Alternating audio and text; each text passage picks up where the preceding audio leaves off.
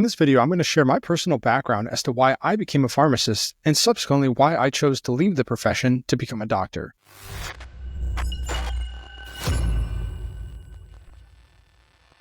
My name is Nate and welcome to the Physician Pharmacist YouTube channel. For those of you who don't know me, I'm a current anesthesiology resident and former pharmacist who took a non-traditional pathway into medicine. I consider myself to be a non-traditional physician because my journey into the profession didn't include the standard pre-medical track in undergrad, followed by acceptance to medical school. If you're watching this, you're likely a non-traditional student or healthcare professional who is interested in making a dramatic shift in their career. Let's get into my own story so you can learn how to do the exact same thing. In high school, I had always been interested in math and science, but wasn't entirely sure about the direction I wanted to go. Sure, I did well on my AP, chemistry, and biology courses, but I didn't have a perspective that I could actually become a physician. I think this was in part due to not having other healthcare professionals in my family to sway my perspective, but also a deep-seated sense of imposter syndrome. I was certainly interested in the prospect of becoming a doctor, but I didn't believe that I had the capability to actually achieve this goal. This was further hampered when I was rejected from a special program at my high school that facilitated daily shadowing and training in a hospital setting. After the setback, I cycled through various STEM-based fields and was leaning heavily on becoming an architect before finally settling on pharmacy.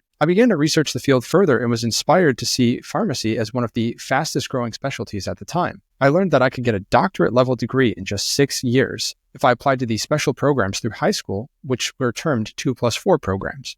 The benefit being that if I didn't like the program, I could always switch out at a later time.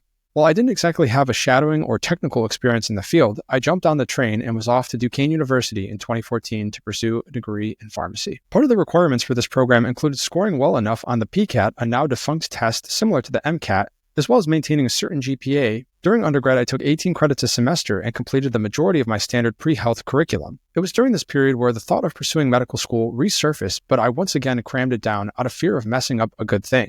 I was doing well in undergrad and was on the horizon of starting pharmacy grad school. Who am I to think that I was ready for medical school, especially since I hadn't even started the challenging parts of the pharmacy education? I also wanted to give the profession a fair chance. I would ask myself, maybe pharmacy school is everything I am really looking for. When starting my first year of pharmacy school, I was fascinated with the content we were learning. I felt a sense of pride working towards becoming a quote-unquote medication expert. Having taken to the material and the profession, I began to explore my future as a pharmacist. I was particularly interested in becoming a clinical pharmacist and began to investigate what my life would look like having to pursue a pharmacy residency. It wasn't until I reached the end of my second year of pharmacy grad school that I was able to get my firsthand exposure to life as a clinical pharmacist. What I found immediately frustrated me. Now, granted, this was several years ago and things may have improved since then, but at the time I didn't enjoy only making recommendations. I wanted to enact changes to patient care plans and use my title as a genuine medication expert. The limited scope of the clinical pharmacist, who still had to ask a provider if it was okay to switch ibuprofen to Tylenol,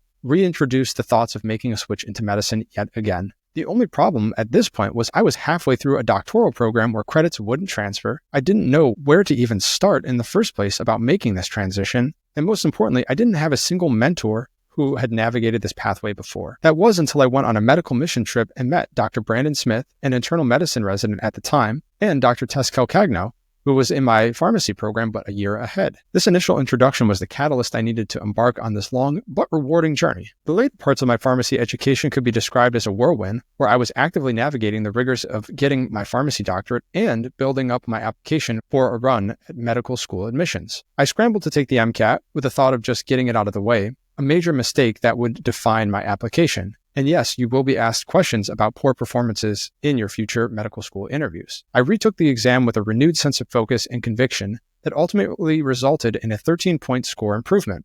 This served as the final blessing I needed to hit submit on my medical school application. I completed my medical school interviews while attending my daily advanced practice pharmacy rotations and was ultimately accepted at the University of Buffalo School of Medicine. My dreams of becoming a physician were finally coming to fruition. As my pharmacy school days began to wind down, I started studying for my licensing boards. In pursuit of medicine, the weight of this career shift was finally being felt. I wasn't going to work in community pharmacy or spend 1 or 2 years in pharmacy residency upon graduation. I was going off to start 4 years of medical school, saddled with the inevitable minimum of 3 years of residency. This journey isn't for everyone, and the sacrifices made along the way are numerous. If you are genuinely thinking about this path, then buckle up, because you're in for the long haul. My time in medical school can be summarized briefly by exploring each year of training. My first year was difficult, but felt more of the same. I had been tested endlessly in pharmacy school, and the rigor of the education didn't feel much different. The style of which we were tested changed, but it was just another hurdle to get over at the time. My second year was more clinical in nature and served as a great time to explore the different subspecialties of medicine. While still didactic, most people, including myself, had found their rhythm and were taking on other opportunities such as research or leadership roles.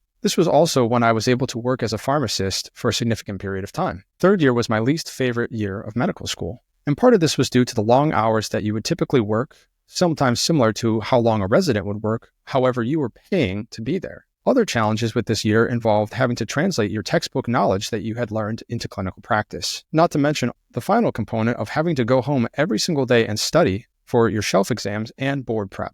There were many positives about being a third-year medical student, and it's certainly a formative experience where you learn what kind of doctor you would like to become, but overall, it lives up to its notorious reputation. In direct contrast, fourth year is an absolute cakewalk. Having survived the trenches and completed your boards, you are now ready to apply for residency programs. Once this is completed, you are effectively finished with medical school. By this time, you have fine-tuned your skills and are actually feeling like you can, in fact, be a competent physician. For me personally, I was passionate about the field of anesthesiology, a topic that I can discuss further in a future video. Thank you for your interest in my personal journey, and I hope that it has inspired you to also follow your dreams, whatever they may be. I hope this video serves as some motivation to explore some of these non-traditional pathways that are often swept under the rug or considered taboo. At the end of the day, you need to pursue what makes you happy, and if that involves making a career switch, then so be it. I created the Physician Pharmacist podcast and YouTube channel to help serve as a mentor to many of those who are lacking the guidance or catalyst that is often needed to take action. I want to wish you the best of luck in your endeavors, and I just want you to know that your journey starts today.